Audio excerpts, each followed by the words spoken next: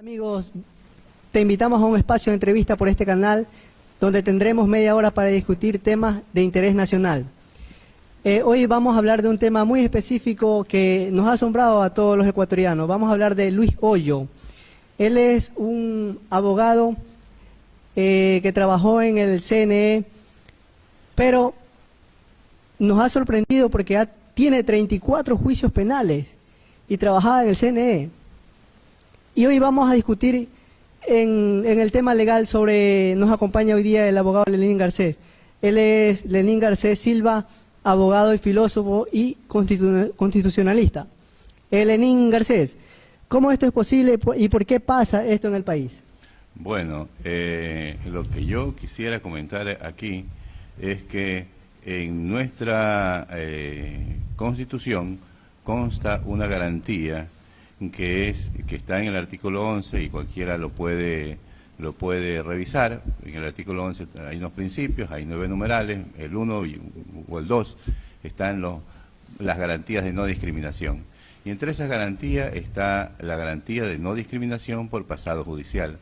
Yo he sido crítico con esta garantía y crítico en general con otras, pero ahora nos vamos a circunscribir a esta garantía de la no discriminación por pasado judicial, Bien, ocurre que ciertamente, según nuestra legislación, un principio que es universal, y el cual no lo criticamos, sino que criticamos las malas interpretaciones de ese principio, que es el principio de presunción de inocencia, por el cual pues la persona se presume inocente hasta que no exista una sentencia condenatoria ejecutoriada. Bien, mientras tanto se presume inocente, pero esa presunción de inocencia, lo que yo digo, es que es una categoría procesal, es decir, que no excede a lo que es un proceso. ¿Esto por qué? Porque muchas veces en conversaciones uno dice cosas, entonces enseguida le responden a uno, le dicen, espera, no digas eso porque él goza de presunción de inocencia. Estamos fuera de un proceso, estamos tomándonos con amigos unas cervezas, y en las cervezas a uno le dicen eso, espera, no digas eso, que goza de presunción de inocencia. Eso es no entender la garantía. La garantía de presunción de inocencia es una garantía de orden procesal. En el proceso, eso es. Y entonces todo exceso que vaya más allá del proceso es un desorden, es un abuso de esa garantía. Luego, por otro lado, esta garantía que decíamos al principio, la garantía de no discriminación por pasado judicial. ¿Qué ocurre con esta garantía de no discriminación del pasado judicial, José? Lo que ocurre es que esta palabra de la no discriminación se ha vuelto digamos así, tan comercial. Todo el mundo la compra. Es la quintesencia de la virtud de las garantías, ¿no? La no discriminación. Pero es evidente que hay que discriminar, pues. La discriminación, es evidente, es un problema cuando hay un fundamentalismo de las garantías, ¿no? No discriminar. Evidentemente, el hecho de discriminar es necesario, se tiene que discriminar, pero todo esto deviene del principio de la garantía de igualdad ante la ley, una ficción porque todos somos distintos. Bueno, ya concretándonos a este asunto, y para terminar, el problema es que la garantía constitucional consagra el principio de no discriminación por pasado judicial. A mi interpretación, eso es un exceso, una excitación del garantismo. Y no podemos nosotros ofrecer a los ciudadanos una garantía en virtud de la cual el ciudadano le decimos y le garantizamos, porque eso es, al ciudadano, que no va a ser discriminado por su pasado judicial. No estamos en condiciones como sociedad, de poder ofrecer este tipo de garantías. Es un exceso. Y brevemente, me permite 20 segunditos para graficarlo. Si usted, le pregunto a usted, licenciado, o a cualquiera de la audiencia, aplicaría esta garantía de no discriminación frente a un pederasta que ya cumplió su condena por pederastia, que fue condenado por pederasta, cumplió sus años y por tanto es un pasado judicial del cual no debe ser discriminado. ¿Usted le confiaría los niños a esta persona? No, pues. ¿Y sus propios hijos se lo confiaría? Tampoco. Está vulnerando la garantía. Abogado, y es esto lo que digo, se está vulnerando las garantías en el momento en que, por ejemplo, se le negaría a un pederasta por pasado judicial. Y entonces esa garantía y ese abuso de la garantía y esa exacerbación del garantismo que se vuelve totalmente irracional, violento, son las consecuencias de este caso. Este señor, que tiene 34 causas penales por estafa, por falsificación de documentos, todo lo que quiera, está protegido por la Constitución, está protegido por la garantía constitucional. ¿Y cómo se puede cambiar esto y por qué la Constitución lo protege, abogado? Bueno, por lo que he dicho, un abuso del garantismo, unas ideas de garantismo que se han puesto de moda, y que todo el mundo, mientras más garantías hay, mejor. La exacerbación de los derechos, mientras más derechos, mejor. Consagrar más y más derechos, unas cuestiones abiertas ahí que no se saben, indefinidas, todo es derecho, cualquier cosa puede ser derecho. Y luego, pues, las garantías sin ninguna consideración de ninguna consecuencia, es decir, sin un límite. No entender que el Estado no está en condiciones de ofrecer a sus ciudadanos todas las garantías que se les ocurran al constituyente. Y eso es lo que pasó en Montecristi. Claro, por eso luego puso dar pie atrás. Esto, lejos de ayudar a una sociedad, termina teniendo una constitución que este es un ejemplo puntual, este es un análisis puntual, pero podríamos analizar muchas otras cosas que no lo vamos a hacer aquí. Bueno, se cometió ese error. ¿Qué hacer para cambiar? Se trata de garantía, se trata de derecho, imagínese usted.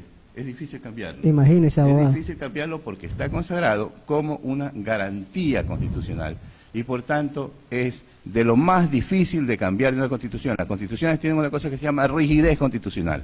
¿Qué es esto?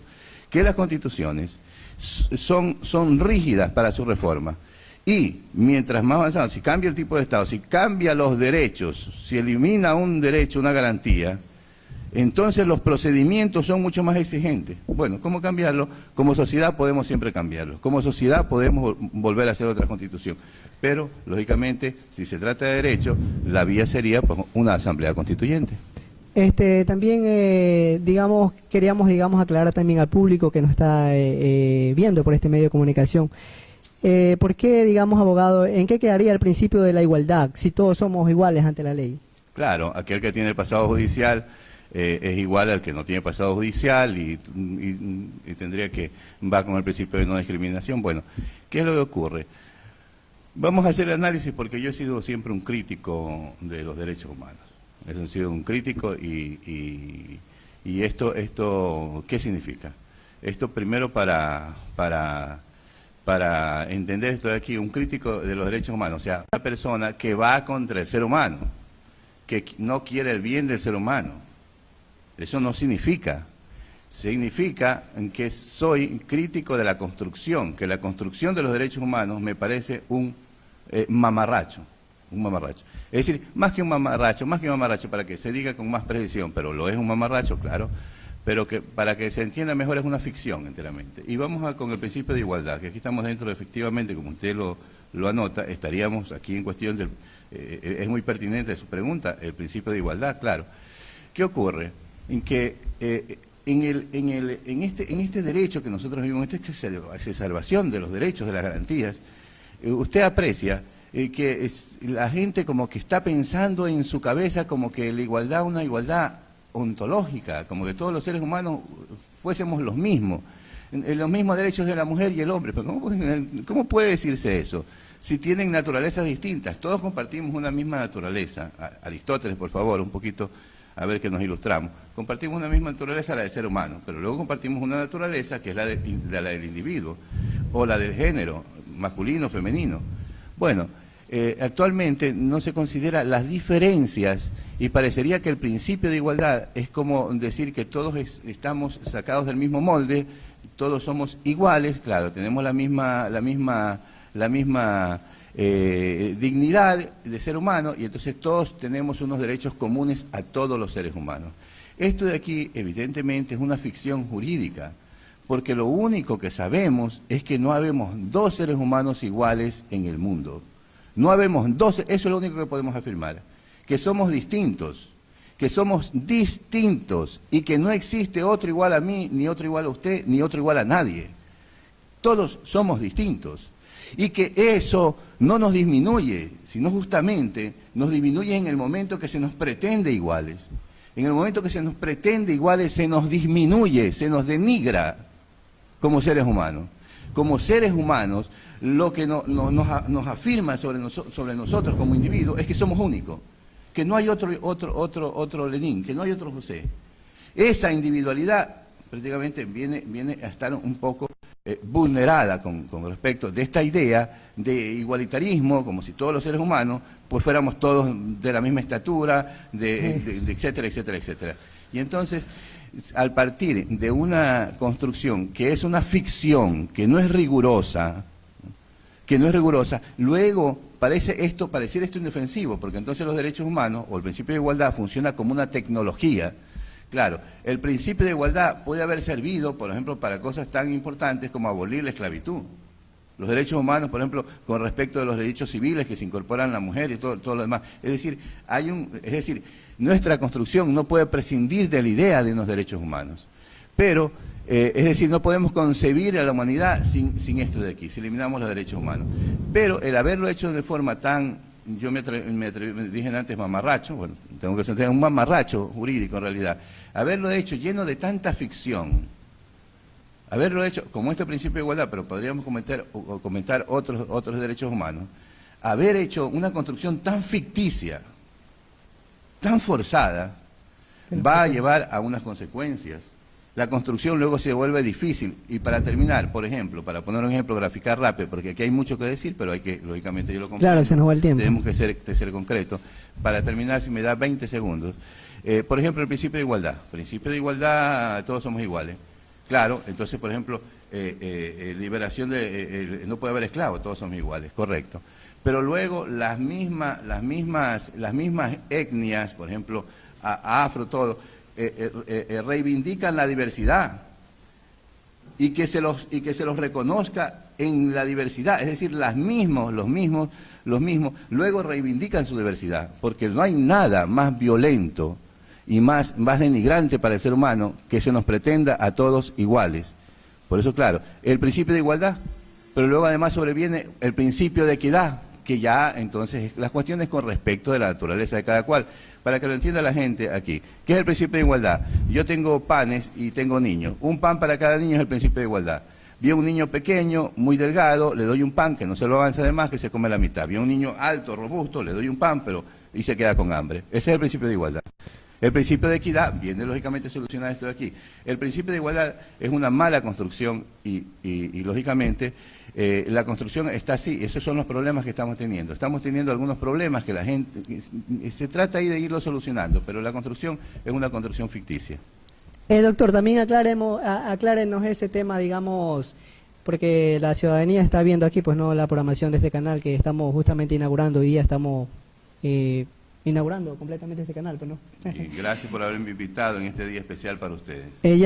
Aclárenos algo, doctor, usted como especialista en leyes, digamos, ¿cuál es la diferencia entre la no discriminación y el principio de igualdad, doctor? Bueno, usted como claro. especialista en leyes. Bueno, sí, mire, del principio de igualdad ya lo hemos comentado. Vamos entonces a un poquito a hablar de la no discriminación. Bueno, mire, Aristóteles, tenemos que ir a Aristóteles. Aristóteles hablaba de estos asuntos y decía que tiene que ser la no discriminación entre iguales.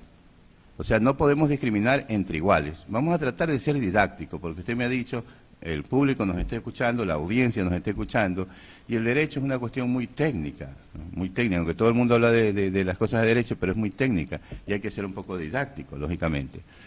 Y entonces vamos a graficarlo de manera en que podamos explicarnos, ¿no?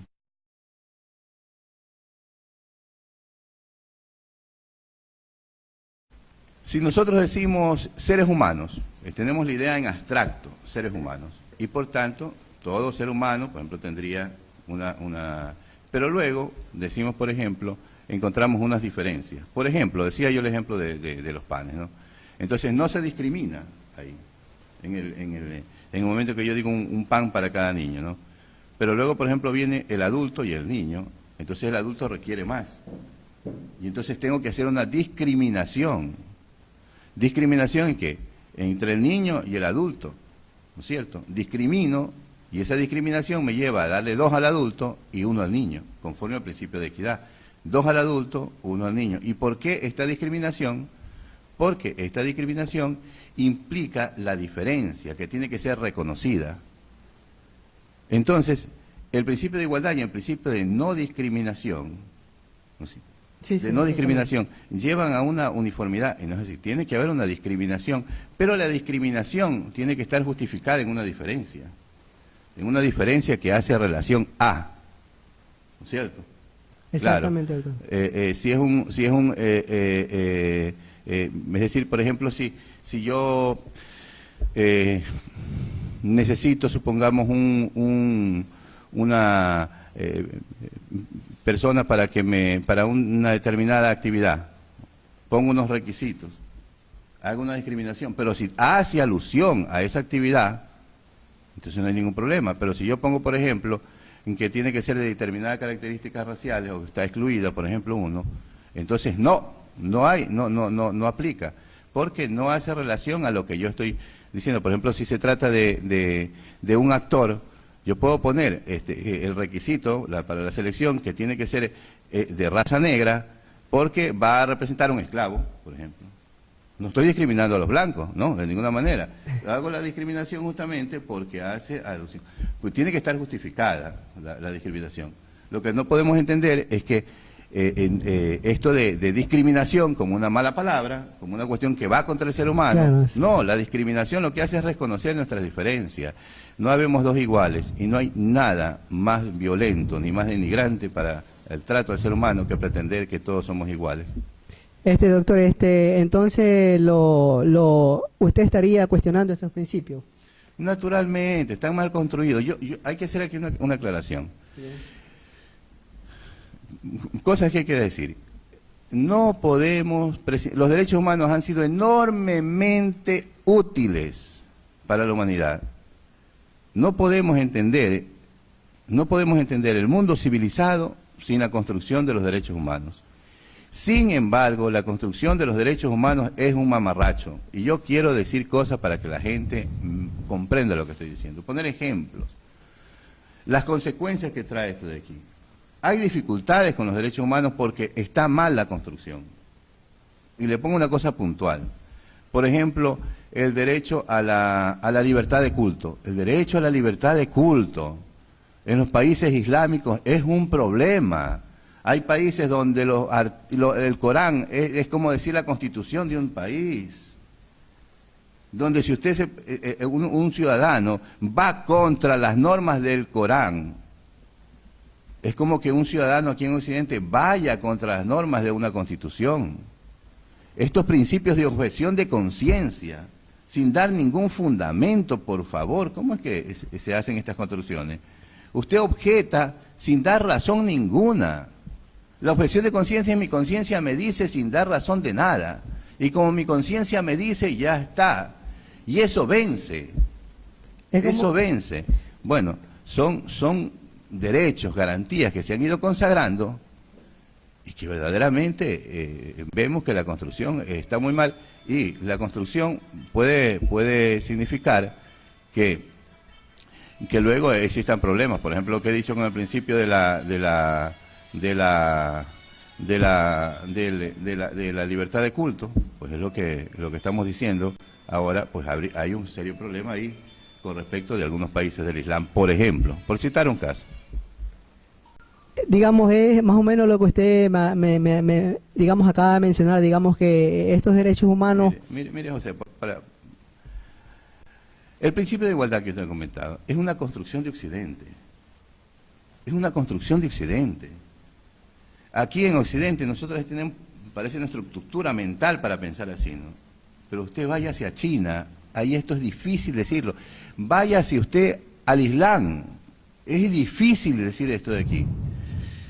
¿De dónde viene el principio de igualdad? Viene, es teológico, viene del dogma teológico, de que todos somos iguales ante Dios, es decir, que todos somos creados por Dios a su imagen y semejanza. Imagínense usted, si somos a imagen y semejanza de Dios, entonces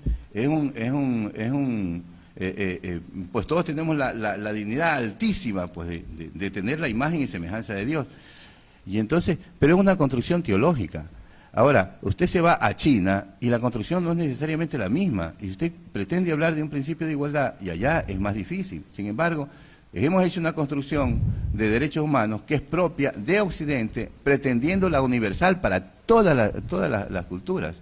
Esto es tremendamente violento, tremendamente agresivo, y puede servir como arma arrojadiza para agredir países y para provocar genocidios también, y se lo ha hecho. En dos palabras, resúmanos, abogado, doctor, usted como es especialista en leyes, digamos, también hay, ¿cómo usted o sea, digamos, en palabras sueltas, estos principios también son derechos que están mal constituidos? Claro. Sí, evidentemente estarían mal constituidos y estamos tratando de resolver las cosas. Se lo ha venido resolviendo como ahí haciendo parches, estamos ahí a tientas tratando de ver cómo se resuelven estas situaciones. Pero yo sí creo que los derechos humanos deben de tener una revisión, básicamente por la cuestión de la universalidad. Yo plantearía primeramente que hay que pararnos y reflexionar que la construcción es una construcción, primero, de los vencedores de la guerra, de la Segunda Guerra Mundial. Es una construcción de la imposición de los vencedores de la Segunda Guerra Mundial. Es una construcción de Occidente que se impone al mundo. Un país que no se adhiere a esta construcción, un Estado que no se adhiere a esta construcción, puede ser víctima de una agresión de las potencias militares de Occidente, Estados Unidos, de la OTAN, frente a países del Asia, por ejemplo, donde los estados pues están obligados a asumir una construcción de derechos humanos que es la nuestra, que es la judeo-cristiana. Y entonces yo diría que hay que pararnos y hay que hacer una revisión de los derechos humanos. Ahora que y esperemos verlo vuelta por acá. Ha sido un agrado conversar con usted de estos temas judiciales, que hay muchísimos temas digamos, de resolver aquí en este espacio, y sería la próxima invitarlo para que nos siga, digamos, adelantando, pues, ¿no?, estos temas que son muy importantes para el país. Con nosotros ha sido hasta la próxima emisión y seguiremos aquí en este espacio de entrevista. Gracias.